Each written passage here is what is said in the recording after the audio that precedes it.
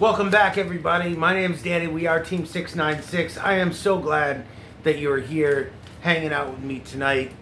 We're going to have a little bit of fun. We're going to talk about some things. We're doing the Don't Live Like series where we talk about, basically, I love to drag celebrities and celebrity culture because there are so many things about it that are just completely fake, and a lot of it is just a show. And even when they do the whole go behind the scenes and try to do like the quote unquote reality shows, most of that is scripted and it's all a bunch of BS as well. So we've done a lot of people.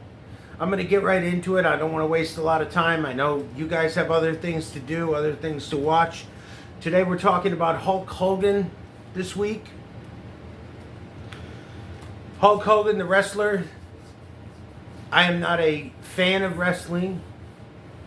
However, I do find the whole idea of wrestling and wrestling culture, meaning not Olympic wrestling, but WWE type wrestling, I find it very fascinating.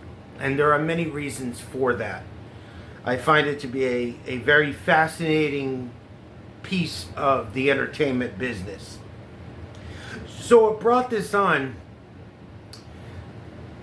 I was doing some research for another project that I had going on, and I was online, and there was a video that showed, just said Hulk Hogan got booed off stage.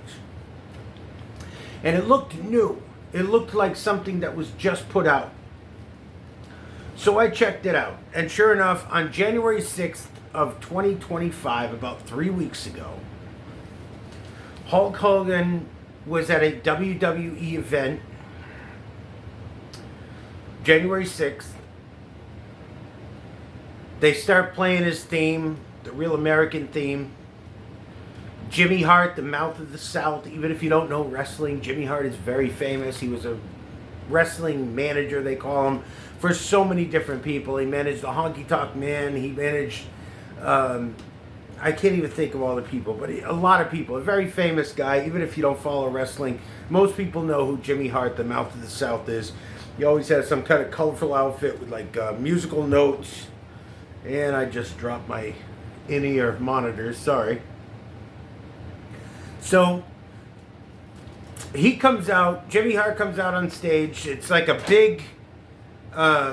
It looks to be in like a almost like a Madison Square Garden. In fact, it might be where it was. I honestly don't know enough about it. I'm not sure where they were, but it looked like Madison Square. I think that might be where it was or something like that. So they've got this facade set up. Hulk walks through. Jimmy comes through. Jimmy's standing there with this huge American flag, swinging it back and forth. Hulk comes out. He does his things, where he does like the thing where he's listening for the crowd to go crazy and all that. That's kind of been his shtick. He's had the same shtick for a long time. This guy's been doing the same shtick, the same style, the same stiff work style of wrestling and everything else since the 80s. And people booed him mercilessly. I mean, we're not talking, a couple of hecklers that happened to just take a shot at him. They booed him right off the stage. They never let up. They never let him catch his breath. He went out there. He was trying to cut what they call cutting a promo, where he was trying to hype up the next big thing that they had going on. And he was trying to shill his beer, the American, I think it's American something beer that he's doing now. Real American beer, I think. He's got some beer out now called Real American that he was shilling. And it just went absolutely horrible. And I thought to myself, because I'm not a wrestling fan, as I said, I don't know anything about the business really. I find it intriguing. I've watched a lot of documentaries on it. I have never been an actual fan. I've never watched a full match that I can remember. I might have watched a match at one point, but I've never watched a full program. I've never followed it. But I thought it was really crazy how one of the first things that I saw in 2025 was a very prominent news story of Hulk Hogan getting booed. Now, Hulk Hogan, or Terry Bollea, as he was born, his real name, Hulk Hogan, of course, being a wrestling persona that he has taken on and milked for the last 50 years or so, 45, 40, 50 years. I wondered to myself, how did he possibly get to the point where he was basically a national darling, if not an international darling, to getting booed off a major stage at the beginning of 2025? What happened? What is the reason? What are some of the reasons? What came into play that took this man from being an absolute darling of the people to where he is today? And you know what? There's a lot that goes into it. So let's just get right into it. Okay? When I talk about how big he was, even if you don't know wrestling, March 29th of 1987 at the Pontiac Silverdome, WrestleMania 3 happened. WrestleMania is like basically wrestling Super Bowl, if you will. And it's some of the biggest matches of the year. It's a huge live promotion that goes on. People buy tickets. It's usually, this was sold out. The Pontiac Silverdome, I think, was designed to hold somewhere around 80 or 85,000 people.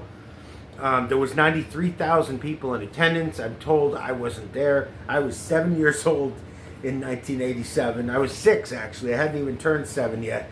And I am told from different documentaries and stuff, and then people that I know that actually did go. I know a couple of people that were there, and they said that there was people in the aisles, that it was standing room only. There was, like, you couldn't even hardly move. If you wanted to get up and get something from concessions, grab a beer or a hot dog or a pizza or whatever they were serving, it was almost impossible to move around. So here he is, at the Pontiac Silverdome, March 29th, 1987. He wrestles Andre the Giant at WrestleMania 3. It's one of the biggest matches ever.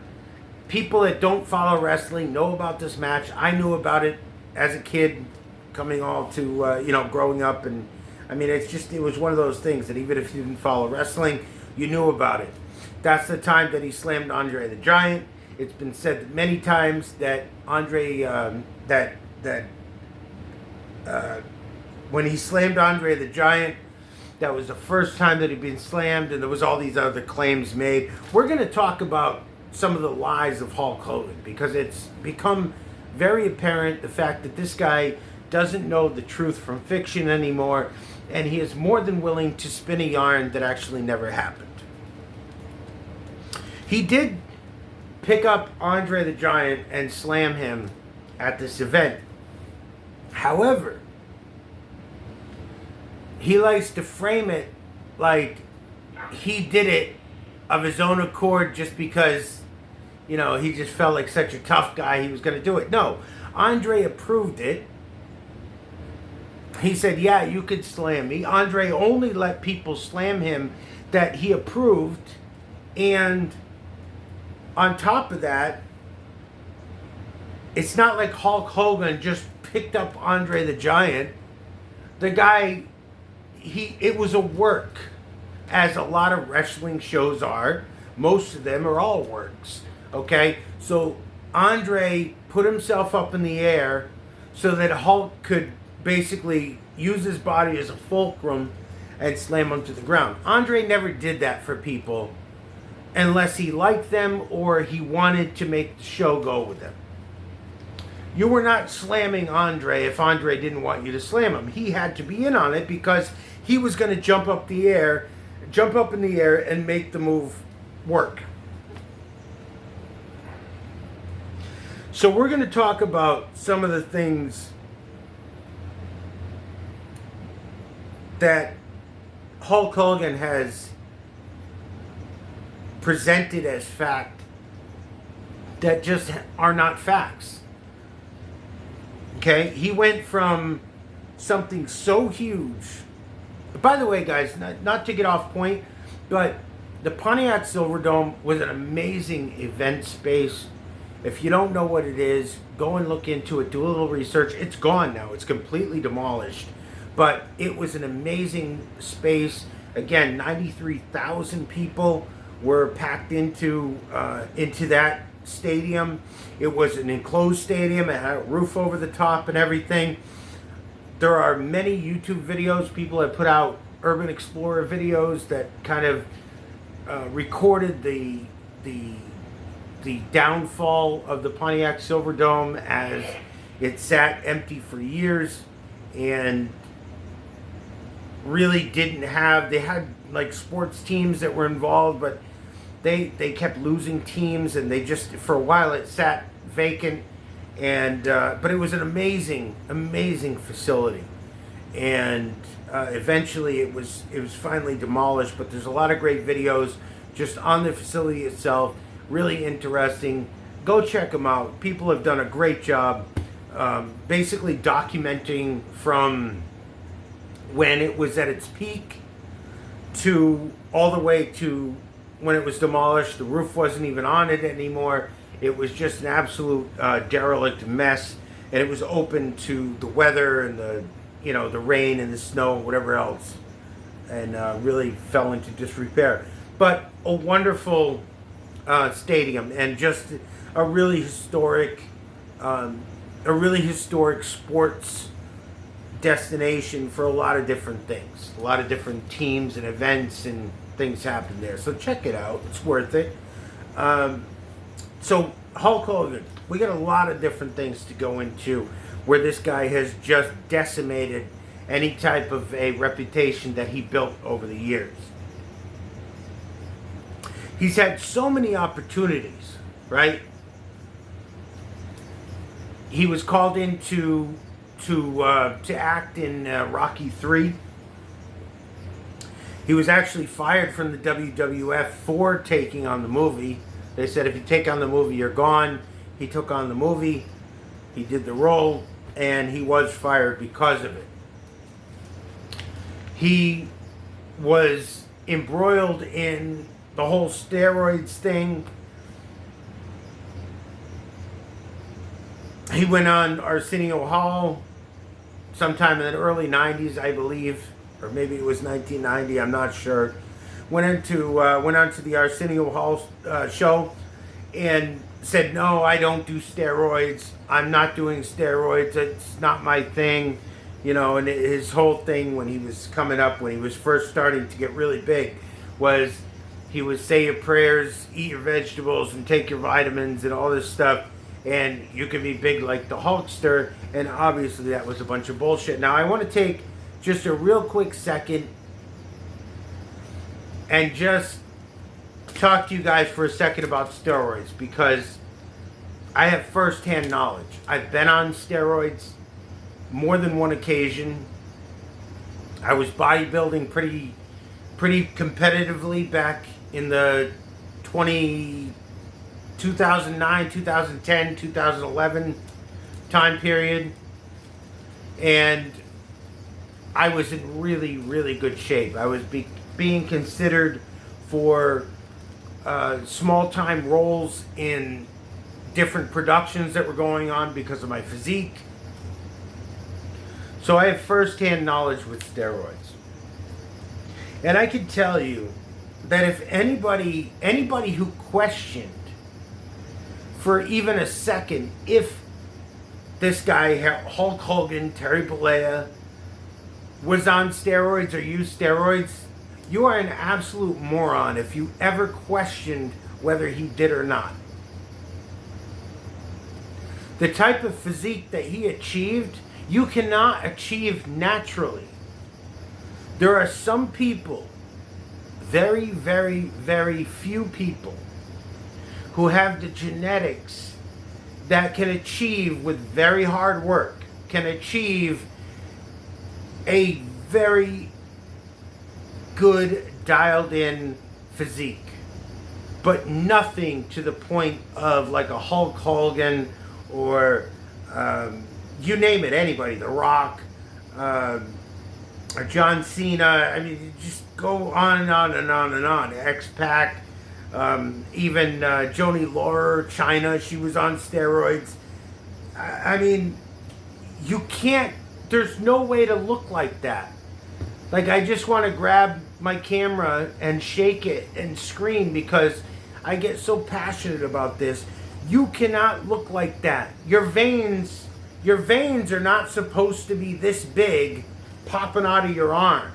If they are, they're being enhanced through drugs. So the fact that anybody, you know, it's like even the baseball thing where people got called in and it was, you know, Clemens and all those people got called in for the steroid trials, and basically, you know, did you ever take steroids or whatever? I mean, come on. You can look. If you have eyes to see, you can look at someone and know if it's natural or not. Yes, there are very gifted people. We have some very gifted people on the planet that just are unbelievable in their physique. But I'm sorry, if you see someone that has a vein this big sticking out of their arm, that is not natural. That is not something you can get by your own body building it up. So, you know, anytime somebody says, oh, you know, well, he said he didn't do them, or, you know, they have a court case about it or whatever, it's like, man, all you got to do, if you have eyes to see and you have half a brain cell in your head, you can look at someone and know if they're artificially enhanced or not. There are very few people in the world that have genetics good enough that look like that without using drugs. And even those people have usually figured out some sort of a cheat code, maybe not using pharmaceutical drugs, but they figured out using natural products that grow that, you know, can be enhanced or turn into an enhancement that they use. So it's not even a discussion. It makes me crazy when people, you know, when people talk about the whole steroid thing. It just makes me nuts because I've been on them. I know how they work. I know exactly what they do. And you can very easily tell someone who uses steroids as opposed to somebody who does not. That's my rant. Thank you guys for hanging in if you're still here. By the way, guys, if you get anything out of the videos I put out, please make sure you smash that like button. Subscribe. Turn on the notifications. I don't send out a ton of notifications, so it's not like your phone's going to be dinging every 5 seconds from me. I don't do spam emails. I don't do any of that crap.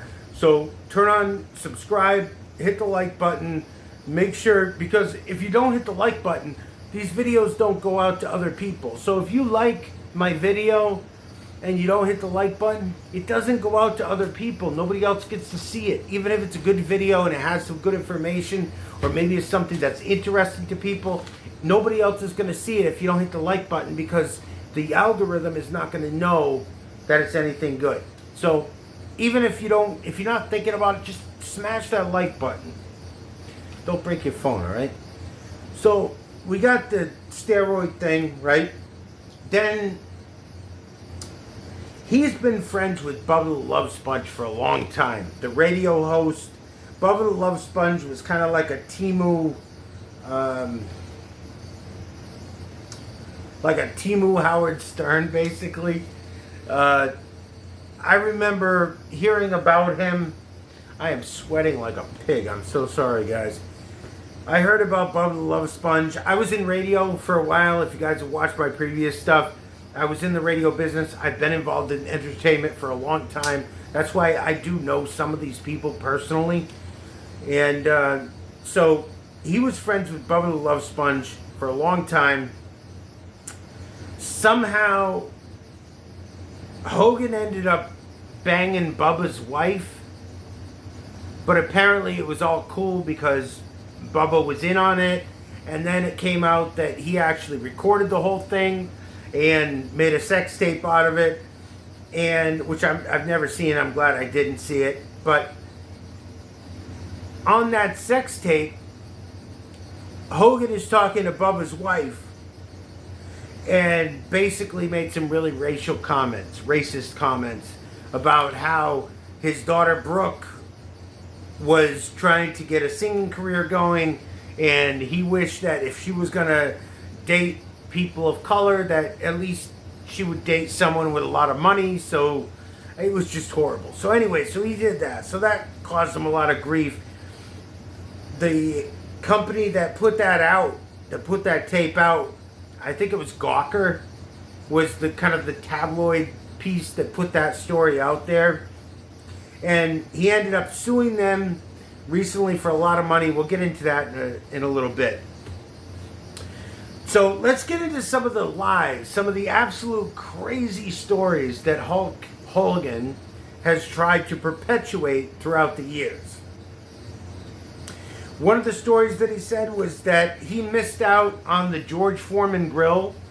It would have been the Hulk Hogan grill, but he missed out on the opportunity because he went out to pick his kids up from school, and while he was out picking his kids up from school, the people that were marketing the George Foreman grill, or the grill, called while he was out picking his kids up. He missed the call, and because he missed the call, they bypassed him and called George Foreman. George Foreman took the grill thing, and that's why he missed out on that $300 million opportunity.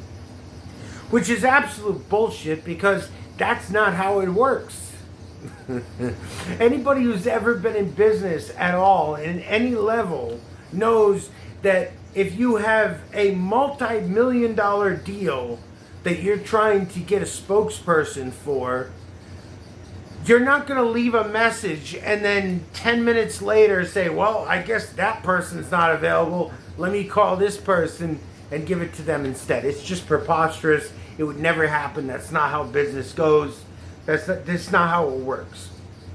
So that's one lie that he perpetuates. Another lie that he perpetuates, which these get really funny, by the way, so just hang in there. We're almost done. We're not going to make this a long video tonight, but we'll keep going for a little bit. This gets good. So he has perpetuated the farce that when the UFC first started, that he was contacted to be one of the first big stars of the UFC. And then he was contacted saying, hey, you know, with your star power and we have this type of business plan going forward, we need someone like you. You could be in the UFC. You could do, you know, like he's a real fighter. Okay. Right. But the best part is the president of the UFC, I don't know if he's the acting president who's been from the beginning, but at least the guy who was the acting president at the time, I don't remember his name. You guys, you can look it up. But he had said unequivocally that no, we never approached Hulk Hogan about anything going on in the UFC. So that's been shot to hell. Another lie that has been perpetuated is the fact that he was scouted by the Cincinnati Reds and the New York Yankees in high school because he was such a great ball player, and they wanted to have him. They wanted to look into him for a career, for a professional career in baseball. Absolutely not true. It's really funny though. I mean, the more these things come along, another claim that he's made is that he wrestled as many as 400 days a year, or 400 times in a year. I think he actually said 400 days, and how he basically comes to, you're sitting there going, there's 365 days in a year. How could he possibly wrestle 400 days in a year? Well, he says this is his answer. His answer is because of the international date line, when he would fly between here and Japan, he would go back and forth. Because of the international date line, that he would actually make up a day here and make up a day there and end up wrestling more days than there are in a year.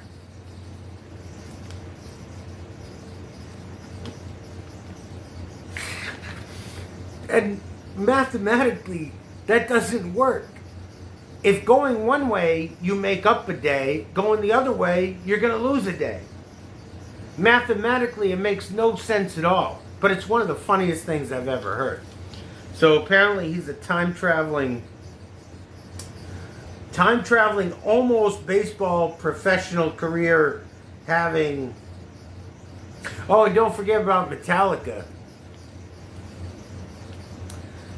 He said he was considered and contacted by Lars Ulrich to play Metallica. That has soon been, and Lars has said, you know, I maybe under a name that we don't know, under an alias that we don't know, under an AKA that we don't know, maybe there's a possibility that he might have tried out at some point to be in the band. But as far as Hulk Hogan, Terry Bollea, no, never happened. Apparently, according to him, Elvis was a huge fan. Elvis was a huge fan of Hulk Hogan and even went to see Hulk wrestle in Memphis. Only problem with that is Hulk Hogan wrestled in Memphis for the first time, I think it was 1984. It was way after 1977 when Elvis passed. So that's what I mean when I say it's really funny. Like at first it's funny, but then it gets kind of sad because then you're going, why would somebody propagate or perpetuate so many different falsehoods when it can be easily proven? Another thing that comes up, Hulk Hogan had a reality show back in the early odds, the early 2000s, 2004, 2005. I'm sorry guys, my work radio's going off. So he had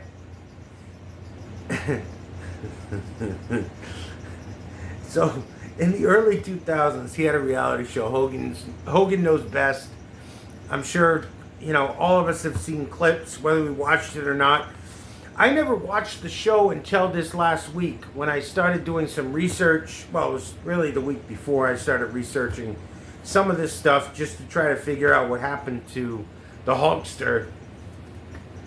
So I watched a couple of episodes of Hogan Knows Best, just so I could kind of figure out, you know, was it comparable to the Osbournes, or was it, you know, like what was it? In pop culture history, what was Hogan Knows Best in the whole zeitgeist of reality TV? And I checked it out, and it was almost unwatchable. It was pretty much, the basic premise was, at the time when the reality show was done, Hulk was trying to get his daughter a recording contract and trying to push her as a young singer, like a Britney Spears type of talent or something like that. Now, knowing the business, knowing entertainment, knowing Hollywood, Hulk Hogan was also in movies, which never took off, never went anywhere, but knowing the business, why he would want to get his daughter involved in the whole Hollywood scene, in the whole Hollywood business environment, knowing how completely horrible it was and how most of the young talent was abused, molested, raped, had all these different things happen. Knowing all of that, why he wanted so bad to get his 15-year-old daughter into the business of entertainment, and why he wanted all those scumbags to be around her, I will never know. Because as a dad, if you really love your daughter, the last place you would want your young, underage teen daughter to be is around any Hollywood jokes, any Hollywood scuzzballs. So that was a weird thing.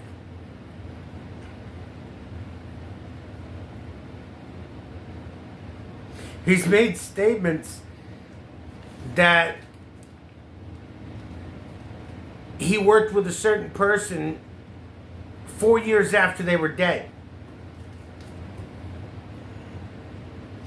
He made statements about having some sort of a connection with the whole Bruiser Brody situation, which again, he's another wrestler. If you don't know wrestling, you've probably heard the name Bruiser Brody. He was murdered, I think, in South America. It might have been in Dominican Republic, or it might have been in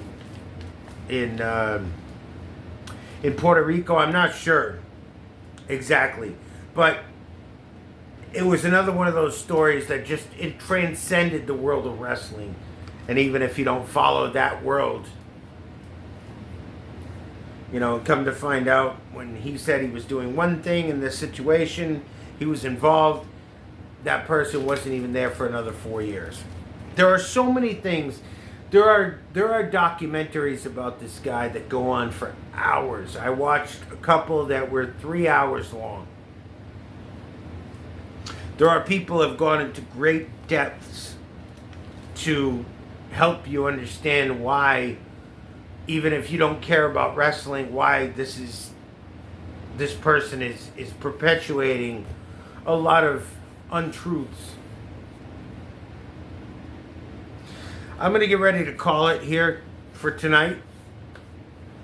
Thank you guys so much for being here. Thank you for hanging out. TikTok is back up. We're back up on TikTok at Team 696 on TikTok. Same thing on X. On X, basically what I do is all the different little clips and things I see throughout the week. The best things that I come across, I'll throw them right up to my X page. And basically they are the best videos that I've come across. Things that just, you know, either it's been super viral or something that I think is just kind of really cool. I throw it up on my X page, so check that out. At Team 696, it's $ Team 696 on Cashapp. If you want to support the channel, if you want me to be able to grow this and bring you more videos like this, please consider giving a gift on Cashapp. Give $1, $5, $20. I don't care, whatever. Anything is very much appreciated and will 100% be put toward perpetuating the channel and trying to grow this thing. I thank you guys that have hung in from the beginning. We're a brand new channel. We just started, but we really had a rough go when we first started of maybe only a couple of subscribers for the first 2-3 months, and then, you know, we've gained quite a few more. So I very much appreciate all the love, all the support. You guys have been amazing. Listen, that's my time for now. I'm Danny. You guys have an awesome week. I love you guys. Peace. Thank you so much for hanging out with me. Take care.